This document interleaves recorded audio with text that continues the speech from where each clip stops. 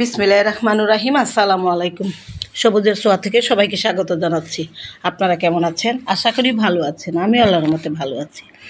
সকালবেলায় এসেছি, মেঘমুক্ত আকাশ, বৃষ্টি নেই। গতকালকেও বৃষ্টি ছিল না, বেশ ভালোই পরিবেশটা। তো আমার একটা কাঠচাপা ছিল বিরাট বড়, সেটা ছোট একটা প্লাস্টিকের গার্ডেনিং ব্যাগে ছিল। তো ঝড় আসলেই পড়ে যেত, এত লম্বা হয়েছে গাছটা। তো ভাবলাম যে আজকে এই গাছটা রিপোর্ট করে দিব। তো গতকালকে বিকালে এসেই রিপোর্ট করেছি, ভিডিওটা আপনাদেরকে শেয়ার করিনি। তো একটা রঙের কন্টেনার, বড় কন্টেনারে এটা বসিয়ে দিয়েছি। তো মাশাআল্লাহ এখন আর এটা পড়বে না। আর গতকালকে আমার পাশের বাসার এক প্রতিবেশী, ওর একটা ছোট্ট বাগান ছিল, তো ওই ছাদে এখন সে রুম করবে, তার জন্য গাছগুলো সরিয়ে ফেলেছে। তো যেহেতু উপরে ছাদের ব্যবস্থা এখনও করেনি গাছের, তো ওর কাছে যে কয়েকটা ছোট ছোট টব ছিল সেগুলো আমাকে দিয়ে দিয়েছে। বলেছে যে আন্টি, এটাতে আপনার গাছ বসিয়ে দিয়েন। আবারও একটা সুন্দর জবা ফুটেছে, সেই জবা। তো কিছু আপডেট আপনাদেরকে দেখাচ্ছি আমার বাগানের। আমি তো প্রতিনিয়তই বাগান ঝাড়ু দিই, পরিষ্কার করি। তো যার কারণে বাগানটা এখন, যেহেতু বৃষ্টি নেই, বাগানটা এখন খুব পরিষ্কার লাগছে। আর কিছু ফল হারভেস্ট করেছি, 4টা পেয়ারা পেকেছে। আর এই যে লতানো মানি প্ল্যান্টের গাছগুলো সম্পূর্ণগুলো আমাকে দিয়ে দিয়েছে। এখন আমি এটা পানিতে ভিজিয়ে রেখেছি, কোথায় লাগাবো জায়গা নাই। তো এখন রেখেছি, ভাবছি কি করব, পরবর্তীতে চিন্তা ভাবনা করব কোথায় এটা লাগানো যায়। যেহেতু আমার আছে আরও অনেক, তো এটা লাগানোর জায়গা নেই, আসলে টব নাই পর্যাপ্ত, আর রাখারও জায়গা নাই, ছাদ ভরে গেছে আমার ফুল ফলের গাছে, এখন আর আসলেই জায়গা নাই।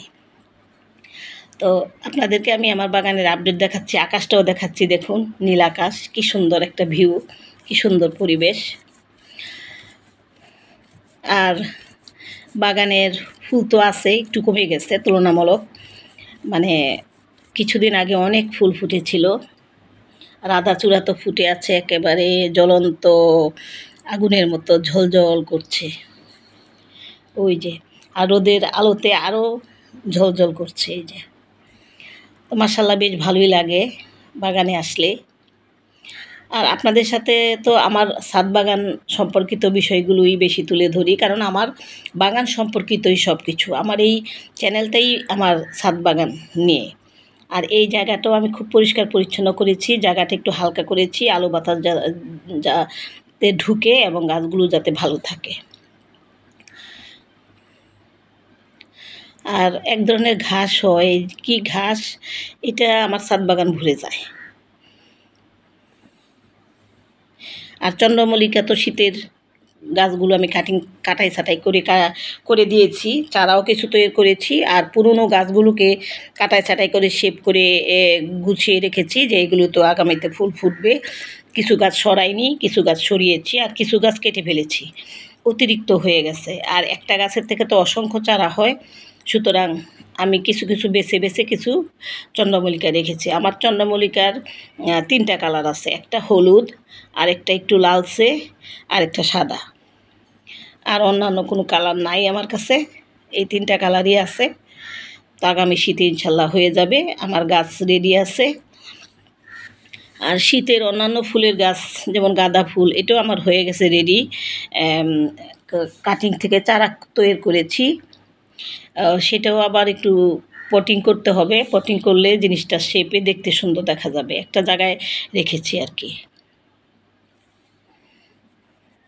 আর এই যে আমার সাদা বাগান বিলাসটা গত 3 দিন আগে কিনে এনেছিলাম, এটা এখনও পটিং করিনি, করব পরবর্তীতে। একটু রেস্ট নিয়ে গাছটা নিয়ে আসছি, কিছুদিন পরে বসাবো। আর এই যে আমার চন্দ্রমল্লিকাগুলো রেডি হয়ে গেছে, ইনশাল্লাহ শীতের শুরুতেই আমি ফুল পেয়ে যাব। তো গাছ কিছু কমিয়ে ফেলেছি, অতিরিক্ত গাছ রাখিনি, কারণ একই কালারের গাছ এত রাখতে চাই না। সেই জন্য শুধু কয়েকটা কালার রেখেছি, সাদা, হলুদ আর লাল। তো অন্যান্য কালার নাই, মোটামুটি ভাবছি এইবারের শীতে আরও 2-1টা কালার সংগ্রহ করব। আর করলা গাছের কি একটা সমস্যা হচ্ছে, করলা ধরতেছে কিন্তু হলুদ হয়ে যাচ্ছে। এটার কি প্রতিকার করা যায় একটু কারো যদি জানা থাকে আমাকে একটু প্লিজ পরামর্শ দিবেন। এত সুন্দর সুন্দর করলা হচ্ছে কিন্তু একটু বড় হয়ে হলুদ হয়ে যাচ্ছে। এটার কোনো হদিস পাচ্ছি না, অতিরিক্ত বৃষ্টির কারণে কি এরকম হয়েছিল কি না। আর মাঝে মাঝে ভিতরে পোকাও ধরে যাচ্ছে, কেন যে হচ্ছে। স্প্রে করতেছি, কীটনাশকের স্প্রে করি, তারপরও সবজিটাকে সন্তুষ্টজনকভাবে নিতে পারছি না। এই যে আমার গাঁদা ফুল, এই কালারটা কিন্তু অন্যরকম কালার, একটু লালচে লালচে কালার। তো নর্মালি যে গাঁদা, এটা কিন্তু আমার ছিল অনেক আগে, বীজ ফেলেই দিয়েছি কিনা জানি না আসলে আছে কিনা।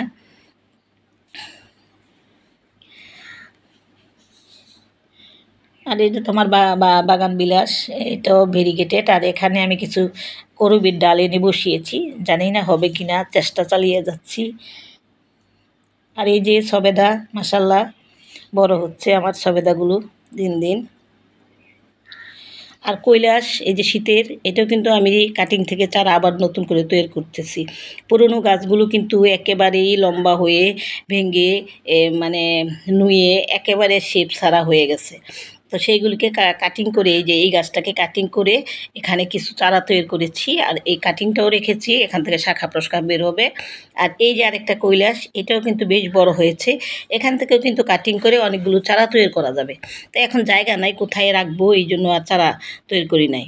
এদিকে আমার কিছু ডাটা হয়েছে, বেশ ভালোই হয়েছে। তো ভাবলাম যে অত মোটা করব না, কিছু ডাটা তুলে নেব, আজকে একটু রান্না করব। ডাটা ডাটার ঝোল খেতে কিন্তু খুব মজা লাগে, খুবই। আর এই ডাটার ঝোল অসম্ভব ভালো লাগে, একেবারেই কড়া কড়া ডাটা।